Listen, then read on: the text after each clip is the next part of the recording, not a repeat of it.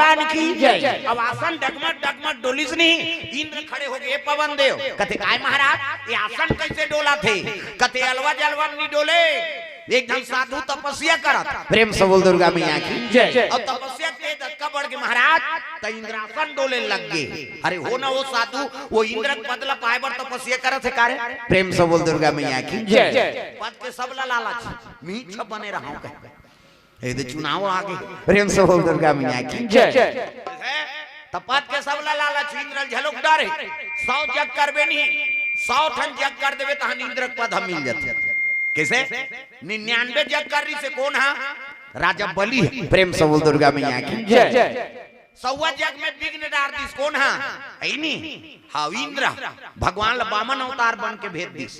जा महाराज ओकर जगला में बाधा पड़ जाबे तब जा धर्म काम में कोनो बाधा पड़ी भगवान भगवान कहते तू मन कहा तो ले चल देता हूँ भाई, लेकिन भगत के काम नहीं बिगड़े वो तो ओलाऊ दानी बना दी भगवान, प्रेम से बोल दुर्गा मैया की जय।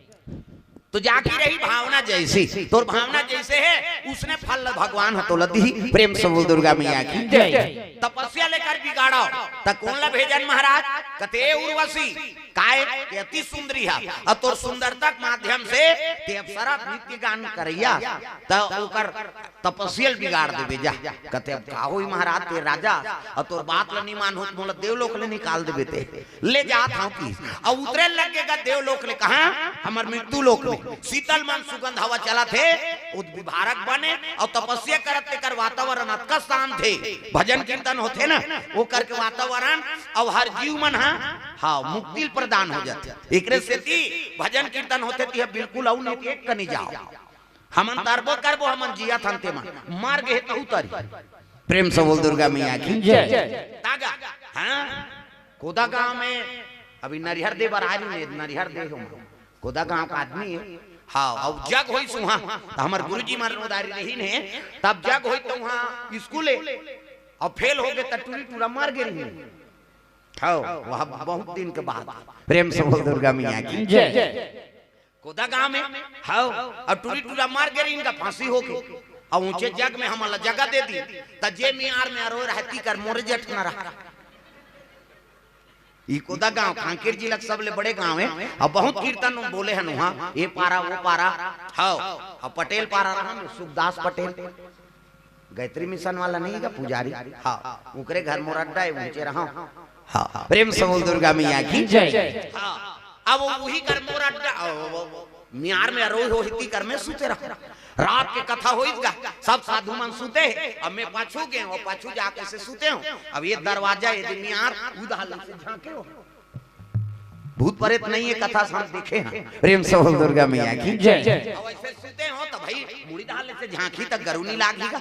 अब मैं देखे वैसे लहू के अब कोना दीदी कथा बंद हो गए घर जा ऐसे कहा तुम्हें अब सुनैया मन हो ही कौन हो पानी कानी ननैया मन कहा था और सब साधु फलट सुते ही नाक बाजा थे कोदा गांव बात, प्रेम से बोल दुर्गा मैया की जय। अब की सोहागा अब पढ़ैया मन मरे थे जवाने तो रही कहा अब सबो जन सूत गए दीदी जाते हैं ऐसे कहा तुम्हें एक ऐसे झांकी से देखे जरूर में और सूते हो गरु लागेगा फिर उठे हो से देखे है नहीं अब कोई चीज नहीं अब जल्दी सो ही कहा फिर सुते फिर ऐसे हाँ और झांकी तहन फिर ऐसे देखे कोना दीदी की ही तहन ऐसे करी सो है नहीं हाँ कहाँ तुम्हें तो सुते रहा तो साधु मन ऊपर कूदे में हाँ का हो गए कह के साधु मन बरसात दिन मोला हौदारी हल्का उमर रही से वो देख तो दे बहु मन देखिन भाई लेकिन निकलिन साधु मन ना तो पूरा घूम दारे फिर कहीं की नहीं बिहान दिन तरिया नहाल के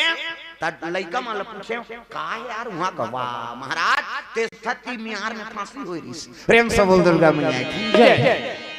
तब बड़े महाराज आई तब स्कूल में हवन करी, प्रेम से बोल दुर्गा मैया की जय। हवन करी से तब वहां अदब पढ़ाई लिखाई चला था हाँ मोला पूछे हमारे गुरुजी कैसे करी से अब काला बताऊं गुरुजी वो तो मैं सुते नहीं सका हूं हमें मैं देखे हूं भाई, प्रेम से बोल दुर्गा मैया की जय। तो वहु जीव मन तर जाते हैं भगवत कीर्तन होते थे कैसे मर गए थे तो तरबे करही, जिया तन तहु तरबो। प्रेम से बोल दुर्गा मैया की ये कथा केवल हमरे बर नहीं हो, हर जीव बर और विश्व कल्याण बरे कथा। अभी आरदे परिवार कथा रख दे कैसे श्रीमान सुंदर आरदे जी, हाँ इमन कथा रखे थे अपने बरे का गाँव बरे नहीं ब्रह्मांड बरे। प्रेम से बोल दुर्गा मैया की जय।